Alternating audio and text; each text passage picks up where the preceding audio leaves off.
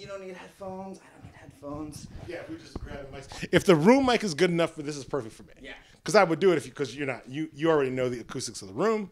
It's definitely not good, but it's. Well, honestly, all you'd have to. Man, the brilliance of it is, you know how close you are to perfect acoustics. It's not good, but good. Yeah. If you hung this, even if you went with the vibe of the plants, yeah, more plants would help the sound. Right? I haven't even heard it, but even for what we're dealing with right now, you've got a blank wall right now that just needs pads. So even these lights, I can hear them without, without even putting. I hear something, and it sounds like a fridge running in the background. I can hear that. It's definitely these, which means you might need some pads. Like I'm a drummer. Yeah. You just might need some pads on the wall. Well, so normally I record in the blue room. I'll show you after. But the only reason, look, I'm gonna tell you, one of the things that made me want to do your podcast was I saw one episode where you had a friend of yours out like a little deck scenario kind of thing. Yeah. Like a balcony or something. This motherfucker's out there just recording in like March in Chicago on a balcony. That's dope. I'll do that podcast. Awful. When I moved here, I was an audio tech for a year and a half. So I know what good sound is supposed to sound like, and I know that this is not good. Optimal position. Facts. Right. This is awful, and I can hear it. You can hear it, but I can hear it too. But like musician me, yeah, is like, and also entertainer me. Mm-hmm. Let's just go. You know? And to me, good enough. I feel like people let good enough get in the way, and they're like, no, it's got to be this, it's got to be that. Anyways, welcome back to Missin the Homies. This is the show where I bullshit with my homies this month. Welcome to Missin the Homies. This is me, Terry Gant from Third Coast Comics here in Chicago. This is Antonio Conja. This is his podcast called Missin the Homies, which I just discovered. And holy shit, when I discovered it, I was like, I want to do this with my man, Antonio. And this is my first appearance on Missin the Homies. Thank you for tuning in to my dude's podcast. And you know what? We're going to go right in on that. I'm cracking. I mean, you already cracked yours, but we're going to cheers.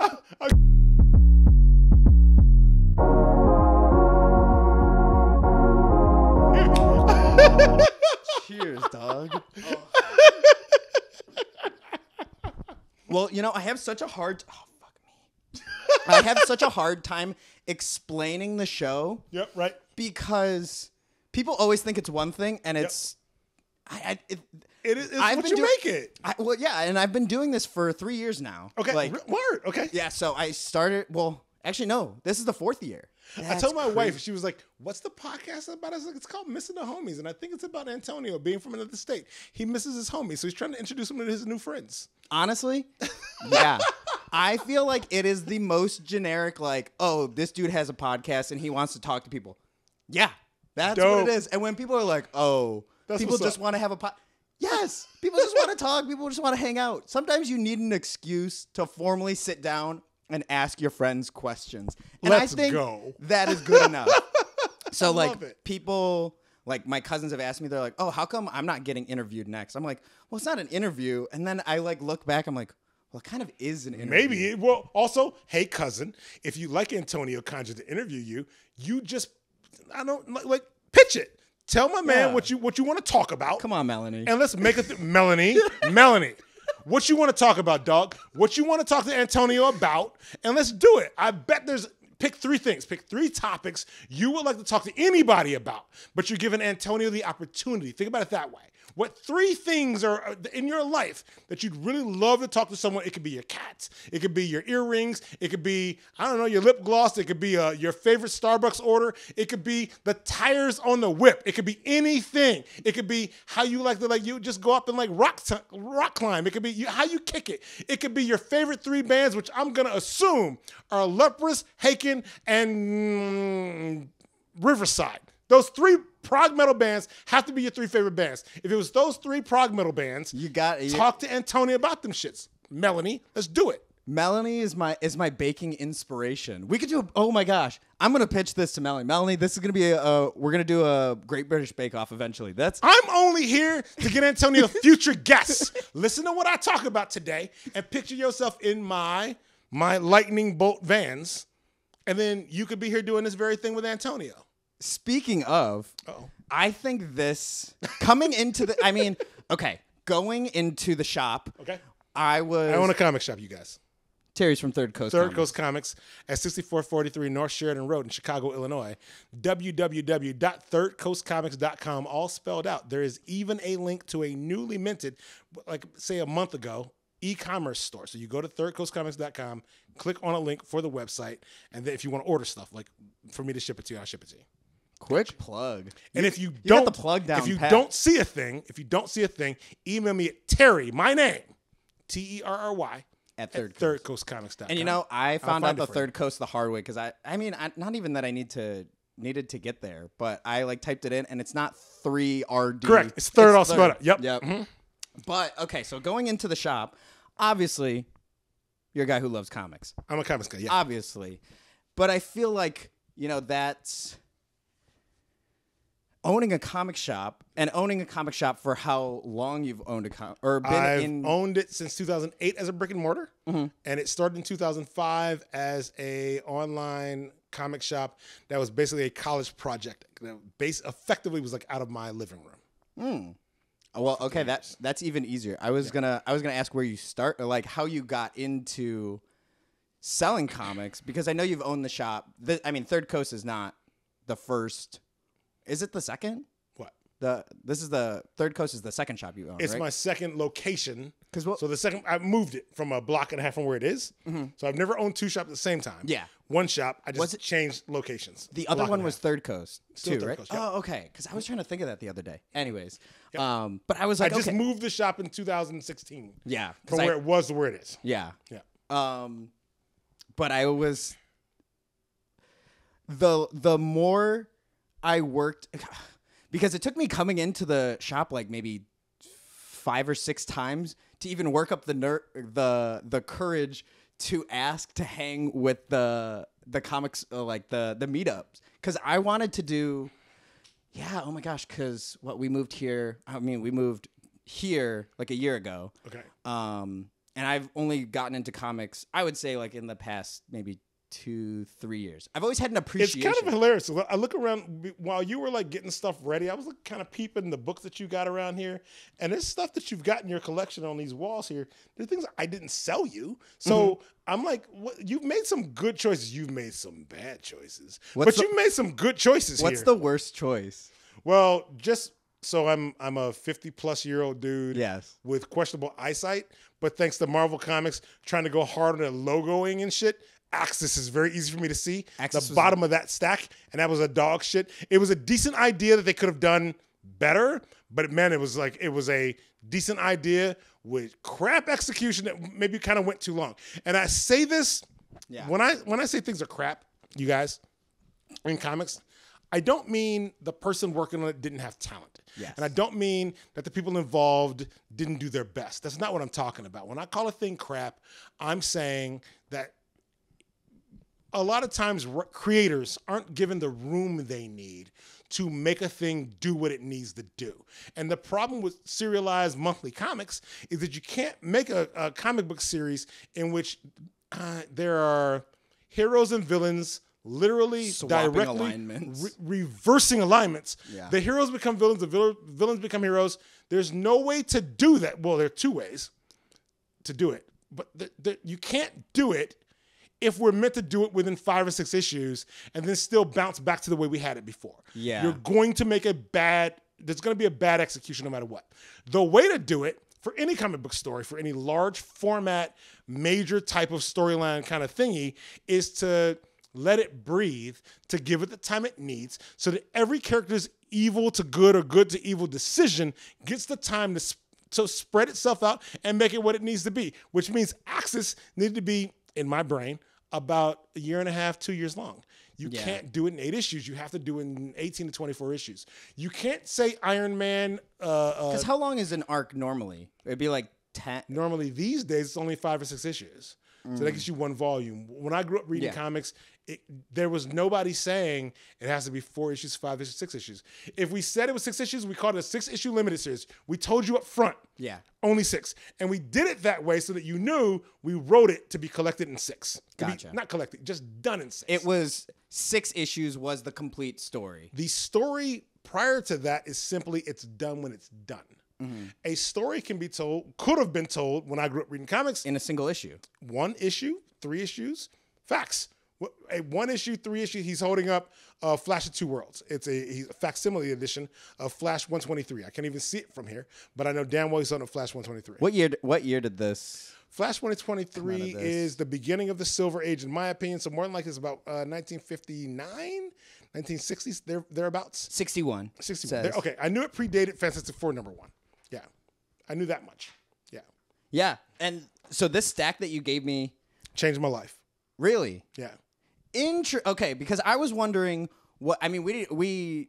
You handed me this at the end of the day, and we didn't even correct. I've been making my way 2 through weeks it. ago, so I didn't even get to ask you what your thought process was with these. This was just my unofficial pre-monthly reading. 100%. The Catholic school kid in me was prepping my monthly reading. Sure. But so I made like a lot of this DC stuff. I mean, as you can see, I'm primarily a Marvel guy. And okay, I turned it off. Make sure it's accidentally. It's up. Well, about once every episode, I freak out if that's recording, and this isn't. And that has introduced a new thing for me to freak out. Normally, that's the mic that I hold on to. Oh, I see. But even I flip it, and I'm like, oh shit, because my fingers are moving around, right? Yeah. But so this stack is, I would say, it's mostly DC. Yep. And I really enjoyed it. Like, cool. I really enjoyed, especially the Teen Titans. Saved DC's publication fucking history. It saved their lives. Was because in 1981 or so, they're about just slightly before 1981, DC went through a few changes. Yeah. One of which we'll call the DC implosion. They call it that. It was the DC implosion. It was DC basically canceling about 75% of its line. 75% of its comics got canceled because it was too much too soon. Too many books out there, spread too far for the way the industry was going, and a bunch of other things were happening. So basically, DC had to be like, nah, I know we gave you a #1 of this thing. It can't exist anymore. We're not giving you a #2. I know we gave you a #4. We're not giving you a #5. It's done. We're out of here. So is that where the Teen Titans came in? That no. So basically, they contracted down to X number of titles that they could publish. Yeah. And that would work. And it already gotten past whatever was happening with the implosion. That was done. When we got to 1981 when this happened, who knew where DC was going to be? They didn't really know. But suddenly they took a risk. They let Marv Wolfman and George Perez revitalize it. Kind of relaunch the Teen Titans. Yeah. As the new Teen Titans. And there's some brilliance happening here that I'm going to tell you people today, if you're going to do a company sort of team relaunch kind of thing, the model they used in 1981 could still work today. And it was simply this. We have sidekicks of superheroes. And they are Robin, they are the Flash, they are, Robin, Kid Flash, Wonder Woman, and they used Changeling. Beast Boy. So let's just say we use 3. They Okay. use 3. The Wonder other Girl. characters. I'd never heard of Wonder Girl. Wonder Girl. I'll explain the origin of Wonder Girl. It's hilarious. It's Crazy Bob Haney. I'll give you the Crazy Bob Haney story at the end of this thing I'm saying right now. They basically gave you 3 core members of the Teen Titans. Yeah. Sidekicks. But then they gave you Cyborg. Yep. They gave you Raven. Starfire. And they gave you Starfire. Now. Coriander. Because Marv Wolfman thought he was slick with naming things after like herbs. Yeah. He He was on that Dragon Ball Z shit. I'm almost all of the Dragon Ball Z. Gen X. Dragon Ball Z, not my thing. Almost I'll all get no Dragon Ball Z references. Almost all the Dragon Ball Z characters are named after vegetables, I want to say. I know there's a Vegeta. Yeah. There's also a Frieza. I don't know what that is. I don't know. I don't even know he's what purple. I think he's purple. I don't know what Goku is. Goku's, I don't know what. He's a white guy on a cloud with spiky hair. Yeah, that's why I was out. Vegetable. Anyways, so you get the Teen Titans. So the idea was you will watch the Teen Titans, Robin, Kid Flash, and Wonder Girl. Yep. Level themselves up in their actual lives and deal with whatever they were dealing with. The Uncanny X-Men were the biggest book at Marvel. And it's perfectly fit because sometimes you got characters you've been reading for a long time, and they have to grow. So you were letting Robin, Kid Flash, and Wonder Girl grow up in whichever way that was going to be. But you introduced Cyborg, you introduced Raven, you introduced Beast Boy. No, I'm leaving him out. a Starfire. And here's where Beast Boy comes in. And this is why I keep leaving him out. Yeah. Beast Boy was a bridge. Okay. He was a bridge between Silver Age DC Comics because his parents were members of the Doom Patrol, which the original Doom Patrol were contemporaries to the original X-Men, right? Okay. His parents were in the Doom Patrol. He was in that comic back then in the 60s. Gotcha. Right? His parents were Rita Farr and Steve Dayton, right? So the idea was that they put a character in the book that old school fans had already seen. Yes, he was Beast Boy. They gave the token old head character. They made him an edgy 80s teenager instead of a kid from the 50s, 60s. You know what I mean? I liked Beast Boy a lot. They made him the bridge character. That was a brilliant fucking move. Yeah. That was a way to say, we know different generations of people are going to be reading a book. Yeah. But we have a way now to update the kid whose literal power is changing himself into animals. He's changing animals, but he's changing himself. Yeah. He evolves. He literally evolves. His personality is that he's stuck just chasing skirts. I was gonna say he was given kind of boomer energy. He'd be canceled. He'd be canceled today. He was Beast Boy was definitely pinching asses saying Couldn't do it. But 100%, it was used as a method as a way of saying this kid needs to grow the fuck up. Yeah. Because everybody else is about to go to college. Yeah. They're about to do some other major change, about to retire. We're going through something he couldn't relate to. Yeah. But he could relate to it if you ask Cyborg, right? The next thing that happened in this book was the new characters who show up. Cyborg, Raven, and Starfire. Everything they had to go through in the early days of that book, it's all about just a blanket bow to things that teenagers were going through. It is Cyborg's body's changing. Your body's changing. Starfire being an outsider, Raven your going parents through on that bullshit, Yeah. your body's all of it. It is also there was one storyline that was like it was like religion.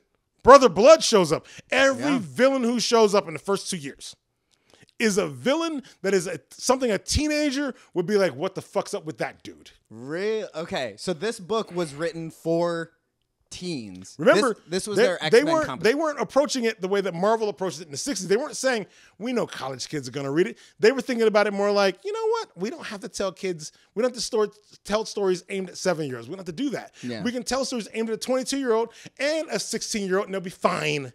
They'll get it. They did it. It was awesome. And it saved DC. That and the Legion of Superheroes at the same time were DC's best-selling books at that point. So their first appearance for that thing, it's a preview issue. Yep. And DC Comics Presents. It was like Superman. Every month he teamed up with a different character. They gave you like a 16-page preview of that comic in that book. So the next month you showed up, you were ready for that book.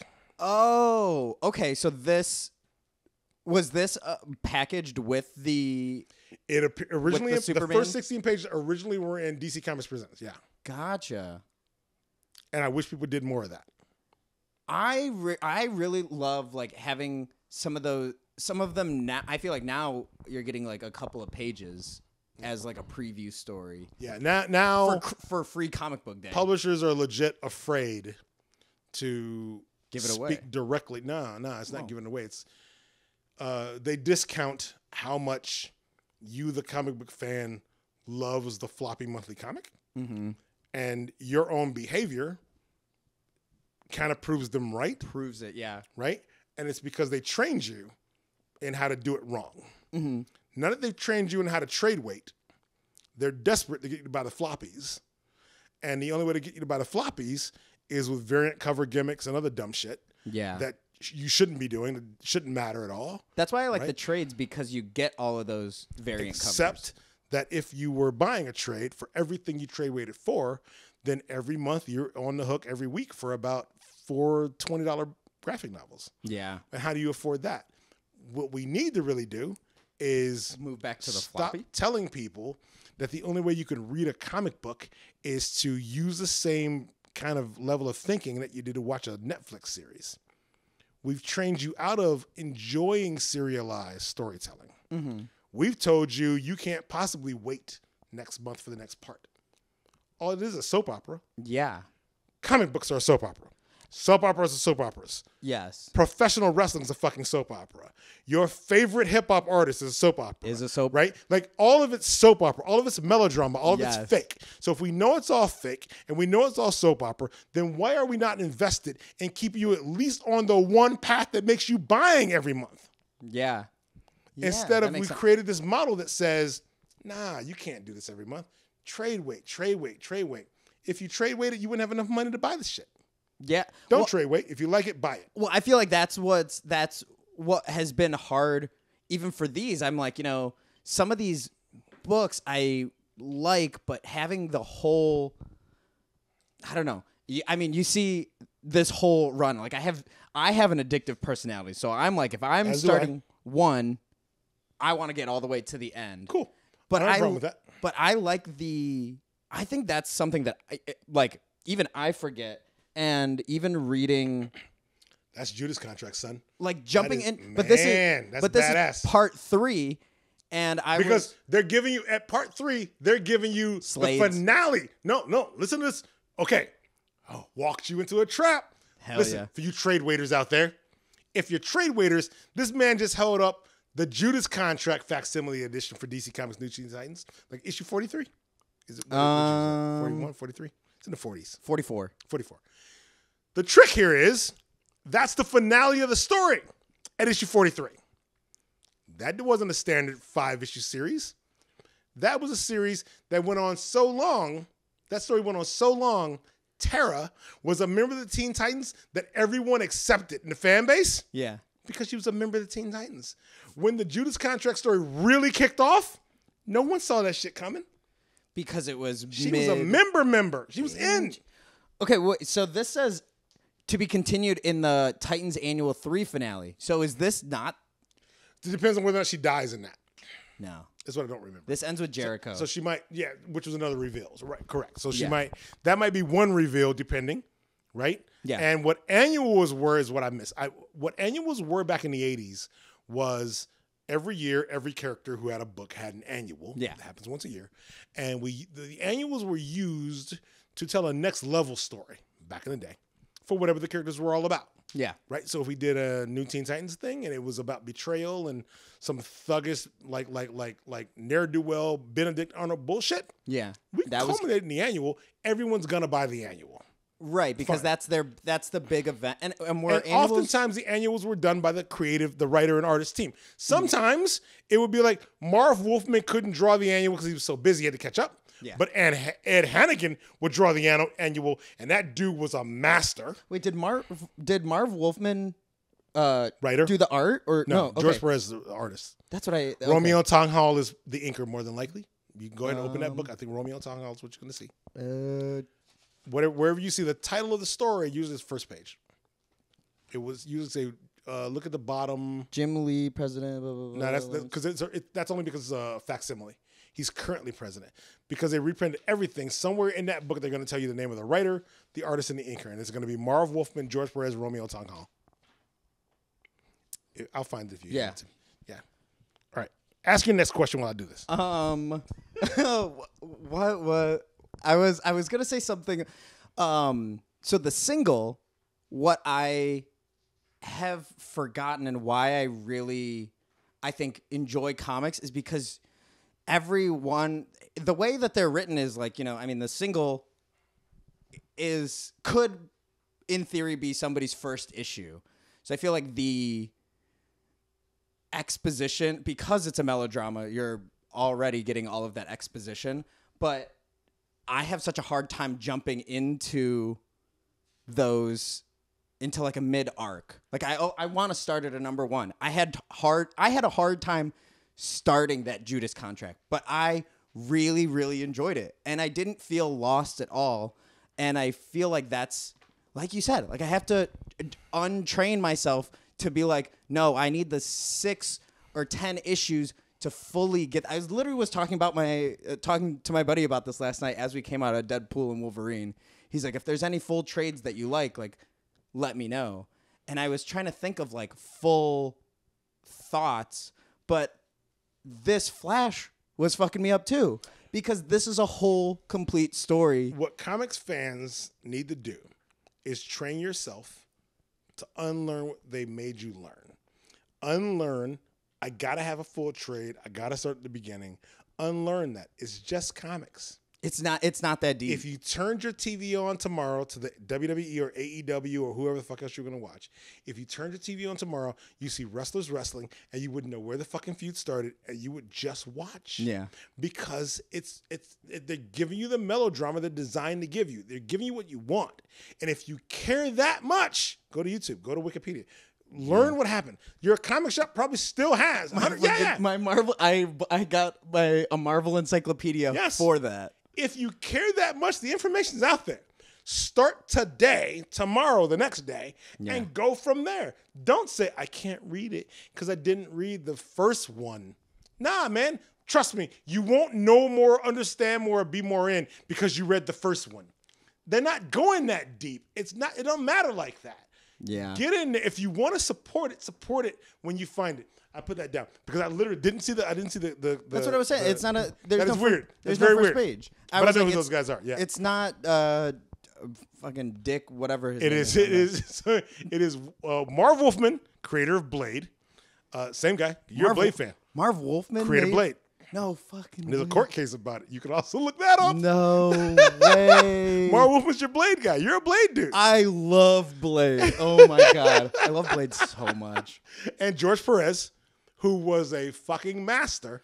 George Perez is one of those names that I've heard, especially like Dick. You couldn't throw enough characters at George Perez. If you said this book, but it has 10 characters, I got you. But it's got 20 characters, I got you. It's got 50 characters, I got you. Really? What if it's got 150 characters? I got you. And look, you're on it. That's it. This is the one that I had. George Perez drew every character DC ever had. I hadn't gotten into it. One, because after we had talked about the crisis at the shop that day, I was just like, I just need to, like, I can't look it up anymore.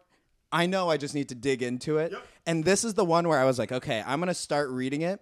But then I read The Crisis Beginnings. Marv Wolfman wrote before, like, to table set for this. And I was like, oh, okay, so this is the continuity reset. That's where it happened, yeah. And this is... What, 56? It's 1986. 86. Oh, so this came out after Secret Wars. Ages, for those of you who don't know ages in comics, we have Golden Age, Silver Age, basically Modern Age, or Copper, whatever, Modern Age. And the way to think about this is Golden Age is basically the introduction to Superman. So we're like 1929, 39, whatever that is. Is Superman... That's the beginning. That's the beginning is the Golden Age. The Golden Age starts with Superman. Gotcha. Right? That is World War II. Is the Golden Age. Yeah. As long as we're fighting Nazis in Europe, we have all the reason in the world to sell comics. Yeah. 3/4 of the comics created was some dude punching a Nazi in the face, right? It was Captain America, Spy Smasher. It was a whole bunch of characters punching Nazis in the face. Mm-hmm. We are basically creating propaganda for the war effort to fight Nazis. We're trying to get Americans involved and indoctrinate the kids. Not just indoctrinate. It was also like, Americans are having a hard time with what they can't have. They have to live with less. Mm-hmm. Living with less is easier to do with propaganda. If I can tell you that you want green walls, but you can't have green walls, you got white walls forever. But not green walls. The way to get green walls, we need the green paint for the war effort. You can be like, fuck you, why can't I have green walls? Yeah. But if it's more like, shit, you know what? The comics have told me, you won't even catch it, the comics told you. Well, and what... Green paint for the war effort? Cool. Well, what is it? The two things to keep people, like, satiated is entertainment and... Oh, fuck, I can't think of it. Porn. It's effectively that. It's effectively giving porn. Me and Renee read 1984 last month. And even you saying that is like... That's what it is. Yeah. That's what it boils down to. Some kind of propaganda or something to take people's mind off of something else. You can if you're telling the people they can't have what they expected to have as normal citizens who did what they were supposed to do. Yeah. They'll rebel. But if you tell them you're giving it up for a greater cause that also benefits you, they'll sign the fuck up. Oh, yeah. You'll live with beige walls for as long as you need to, but your green wall's a fucking gun because we got to fight the Nazis, right? And so during the golden age of comics, it's very much a bunch of messages and It's products war propaganda that went that way. But also, we won't discount the fact that the minute a million kids started buying one guy's comics, everybody else who published anything got those kids to buy those comics. So it's not all war propaganda. It's also you're war saying propaganda in order to sell a thing. The war propaganda got the kids to buy the comics, and then the comics. I'm saying Superman was so popular without the war propaganda because Superman was not about war propaganda. Superman was kicking the ass of crooked landlords. He was kicking the ass of union busters. Superman was socialist as fuck when he first came out. Superman had nothing to do with the war. The war hadn't happened yet. And he was so damn popular because the people were so poor and fucked up. Superman was the dude that kids were buying, that adults were looking at and saying, Superman's kind of subversive because the people who he was kicking the ass of, they didn't want to see that shit. Then the war happened, right? And Superman didn't go to war to fight the Nazis to benefit people wanting to fight the Nazis. Yeah. It was other folks wanting to sell comics, right? Yeah. Because comics now sold, thanks to Superman, that made those about propaganda and fighting the Nazis. Understood. Okay. Right? God. So Superman didn't pop off to punch Hitler in the face. Yeah. But Captain America did. Yes. Right? Yes. Batman didn't pop off to punch Hitler in the face. I know the one Captain America cover. Is that the number one with him punching? No. The famous one of it, whatever. Let's say kinda. I'm going to say kinda. Yeah. Kinda. Right? Because the idea here is a lot of the comics from that era didn't survive past the war. Mm-hmm. Those titles lasted during the war and they were done. Because after the war, the GIs came home. Yeah. And Hitler was beaten. You know, he ate a bullet and that was that, right? Now we had to deal with a bunch of comics about the atomic age, right? Would you say, is that where the Silver Age started? Or how long did Silver Age doesn't start, so there's what I refer to as the interregnum, right? That's a big word. The interregnum, okay. The interregnum is a period in between, is what that is. There's a period in between the Golden Age and the Silver Age, in which comics are actually happening. But those comics that were largely surviving from major publishers are Superman, Batman, and Wonder Woman. It's Supes, Bats, Wonder. That's the big three. The big three. For superheroes. Anything else was cowboys, was comedians like Bob Hope with huge footprints. Mm-hmm. Everybody still had a comic. Comic books weren't just propaganda. They were a sales tool because during the war, pre and during, it was just a way of saying to people, I have an additional way to publish something, to sell a thing. Yeah. Hey, kids, buy the comic, get your parents to buy my pancake mix. I'll put... Yeah, because all the ads in Pancake them. Man. I thought it... Oh, Pancake Man. Is that a thing? Was that a thing? Probably. I, even just seeing all the ads in this, I thought it was fucking... Because I remember... Oh my gosh, my first interaction with comics, I got a Disney a Disney little subscription, and then I read manga. But I remember these Saturday morning shits. Man. I remember the Sun. The Sunday news inserts gave you the next Saturday morning shit. Yeah. Yeah. So for the cartoons. Even just reading, fam, if y'all didn't grow up with the Saturday morning cartoons, for context, this was all the jam. Every time, look, listen, I couldn't get friends. I have an August birthday. I couldn't get friends to come to a birthday party. It'll be this month.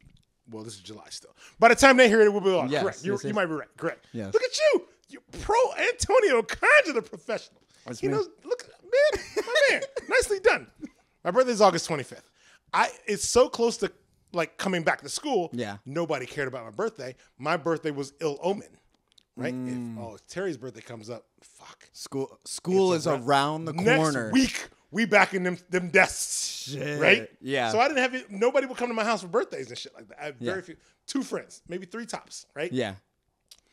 What would happen was around the same time, though, they started putting in July or so the ads for the Saturday morning lineup for the fall schedule. Because all the new shows are in the fall. So your bad omen for everybody else, you were like, ooh, but I know what's coming down. The minute I saw that happen in comics, I was like, yes, My friends are gonna ghost me, but man, Saturday morning is gonna be dope. But Saturday morning is gonna be lit. Saturday will make up for this. You're sitting there. I would get up at 5:30 in the morning on a Saturday in September. My parents would be fast asleep. My dad was a firefighter. Yeah. He'd be like half in and out of sleep. He'd get up sometimes. It'd be like 5:45. He would see me in the living room with a TV on and be like, "What are you doing?" And I would point to the comic and be like, "At 7 o'clock, this is gonna happen." So it had a TV guide in it. That's what that is. That's a TV guide. Oh, what? Yeah. Oh, I thought it was like shorts. No. Or like panels. That's a TV guide. No fucking way. What a time. I also, oh my god, this made me laugh in the Batman and the League of Assassins. Yep. With the solving it by the Twinkie. Yeah.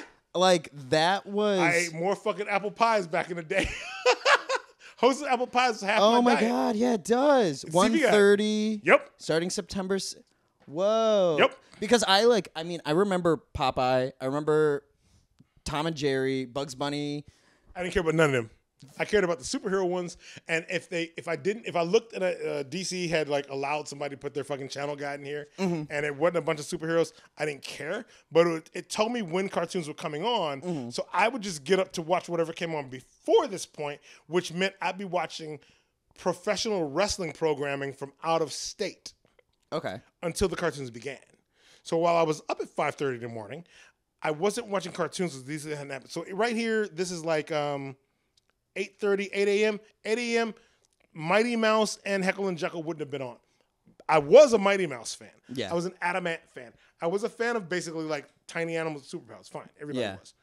But if I got up at 5, it just meant that I had 3 hours to wait before this started. Yeah. But you know what was on I'm a huge pro wrestling fan, especially independent or territory era pro wrestling. I was getting pro wrestling. I found it on my TV without really cable. Yeah. Right? I found it from Memphis. Right? Whoa. Okay. Jerry Lawler, roughly in his prime in my mind, was wrestling on my TV at 5 or 6 in the morning every Saturday. And I get up and watch it. When you're little, like 5 a.m. to Hulk Hogan to watch TV wasn't on yet. Mm-hmm. Randy Savage wasn't on yet. Ric Flair didn't come on until 5 p.m. But a whole bunch of the Von Erichs would come on at 10 a.m., 11 a.m. Right? They made a movie. The Iron Claw was last year. I haven't seen it. My 70-some-odd-year-old, like, what do you call my wife's aunt, right? Like aunt-in-law, right? Wanted to talk to me like Aunt Marlene last year wanted to talk to me about the Von Erich family, right? Is that the family in Iron Claw? Yeah. I haven't seen it yet. I heard it was so sad. We had to go to like an Outback Steakhouse. Did you get a bloomin' onion? I did not, because it's just onions dipped in batter and then deep fried, bro. You didn't dip it in steak. They didn't dip it in steak and then chip it in a taco. I love it. They didn't dip it in a pizza first. Why am I eating an onion just dipped in batter? I did not. But I was like, this lady, she has no idea about comics or wrestling or other nerd shit. She legit wants to ask me if what she saw in Iron Claw was real. Yeah. And No? In my life, my nerd life, this doesn't happen often, and no. The answer is no. No, okay. No. The dude who made that movie found a family in wrestling he was super interested in, and a story he thought was interesting, and he made everything else up. Gotcha. Okay. Because Look, the brothers who died did die. Dead brothers were real. Correct. Spoilers. Right, correct. Well, Kevin's the only brother who's alive. Everybody else may be dead. Correct. Yeah. So, okay, I guess that leads me to an interesting question. What is your nerdception?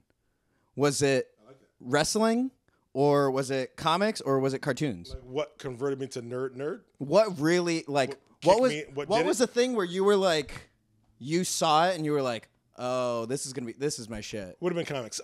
It would have been, so my first comic memory is standing I lived in Houston, Texas. I was 7 years old, standing in my apartment. We had like a sliding glass door as our front door. You had a whole apartment when you were 7? That's crazy. To myself. It was like, I was gangster, right? Balling at 7. Balling, right? Like 7 years old. Jim Jones at 7? Facts. Anyways, so like you're Slick Rick. I was Slick Rick, 7 years old, right? Changed eye patch, the whole thing, right? Children's story. He wrote children's story for Let you. me tell you now, for the children who don't know, right? Like, you know what I mean? Look, I love Slick. We're talking hip hop after this. This is a whole other. Oh my gosh. Okay, so you're standing in your. So standing there, and I'm looking at 7-Eleven, and all I remembered about 7-Eleven in Houston, Texas, at this point was it's where I got candy. Yeah. But for some strange reason, I'm looking out the window of through my sliding glass doors, and I can see that they have a spinner rack for comics. Yeah. And I don't know what those are. They look the same to me as like automotive magazines. Yeah. I ain't fucking know. So I just told my mom I'm going outside. And I got my ass across the street. Like, it was like crossing Sheridan Road. Yeah. Right? I got my ass across the street, went to that 7-Eleven, and yeah, I bought some Hershey bars and shit. Yeah. But they had comics, and I bought an X-Men comic. And I was like, okay, look, I'm doing it. And it was like, it was whichever issues when they were fighting Proteus. So like in the one-teens, the early one-teens, you know what I mean? Okay. Not like 109, but maybe like 112, 113, somewhere around there. I don't remember the numbers ever because the thing where I became a collector Yeah. was when the numbers really began to matter for me. It was like 121, 122, 123, the Alpha Flight issues. It was the Hellfire Club issues. It was 137. It was the death of Jean Grey. Like, that's when I started remembering numbers. Dark Phoenix and that, all of right? that. Okay. But when I first bought that first comic, I don't really always remember the number. I remember my earliest memory being that's crazy that you that remember as an X-Men. I would confuse Wolverine and Banshee. Okay. Because in my mind, a Wolverine. Was it the mutton chops? No, it was the stripes.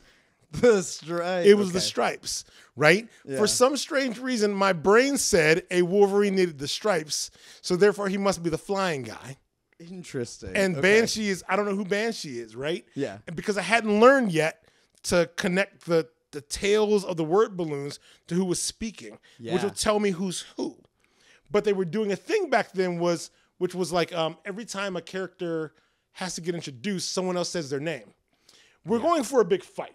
We're going to fight 12 guys and there's 12 of us. Yeah. But no one knows who we are. And so, of course, we have to talk to each other beforehand. I have to mention your name and point to you practically. Yes. Right? Yeah. For everyone to know what your name is and for you to go do the thing. They were doing a lot of that back then. Yeah. And I hadn't caught it yet. Gotcha. Well, I mean, at 7, that's so cool that you remember. It was like it was like 1976. Yeah. Crazy. Yeah. That's so cool. I'm 53. I'll be 54 next month. Yeah. I've been wondering how old you were because you just give good not you give good vibes. Nobody can be first, but anybody can be next. Woo! Terry, I got my last sip. You want to cheers to that? Yeah. I feel like this has been action packed, and I was already having a tough time. Antonio's shutting it down. I was having a tough time trying to figure out where it was gonna go, and I was like, "We'll be back. We'll catch you in the next one." Facts. We'll be back, son. Yeah. Cut. Woo! We're cutting and re-rolling.